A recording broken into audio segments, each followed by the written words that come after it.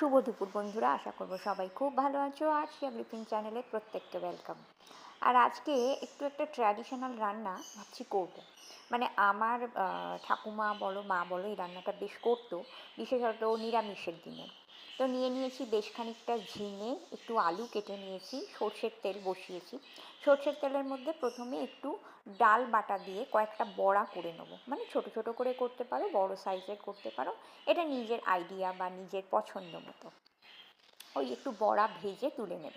এটা অবশ্যই ছোলার ডালের বড়া, তবে এছাড়াও অন্য ডাল দিয়েও বড়া করা যায়, বিউলির ডাল দিয়ে করা যায়, মুগের ডালের দিয়ে করা যায়, যে কোনো ডাল দিয়েই কিন্তু বড়াটা তৈরি করতে পারা যায়। আমি ছোলার ডাল দিয়েই করেছি। এরপর বড়াগুলো ভেজে তুলে নিয়ে ওই তেলের মধ্যে একটু জিরে আর শুকনো লঙ্কা ফোড়ন দিয়ে দিয়েছি। দিয়ে ওর মধ্যে ছোট ছোট করে কেটে রাখা যে আলুগুলো, সেগুলোকে একটু ভাজা ভাজা করে নেব, একটু লাল লাল করে ভাজা করে নেব, মানে আলুটা একটু নরম হবে। অবশ্যই নুনটা দিয়ে দেবো। আর তার মধ্যে এবার ছেড়ে দেবো কেটে রাখা ঝিঙে। ঝিঙেগুলো কিন্তু অবশ্যই একটু বড় বড় সাইজের কাটবে, নাহলে এরপর ঝিঙে আর খুঁজে পাওয়া যাবে না, কারণ ঝিঙে থেকে প্রচুর জল ছাড়ে আর ঝিঙেগুলো খুব তাড়াতাড়ি মানে মজে যায়। তো এরপর রেগুলারের দুটো মশলা, যেরকম রেড চিলি পাউডার আর হলুদ গুঁড়ো দিয়ে দেবো। খানিকক্ষণ পর দেখবে ঝিঙে থেকে প্রচুর জল ছেড়েছে এবং সিদ্ধ হয়ে গেছে। এবার বেটে রাখা সর্ষে, মানে কালো সর্ষে আর সাদা সর্ষে, দুটো সর্ষে আমি এক চামচ এক চামচ করে নুন দিয়ে বেশ কিছুটা কাঁচা লঙ্কা দিয়ে বেটেছি।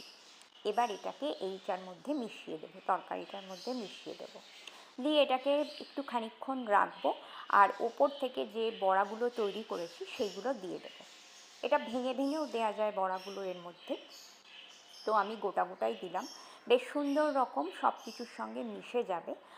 আর এটাতে আরেকটু যদি ঝাল করতে চাও, সেহেতু লঙ্কার গুঁড়ো, মানে যেটা আমাদের ঝাল লঙ্কার গুঁড়ো, সেটাকে আরেকটু বেশি পরিমাণে দিতে পারো।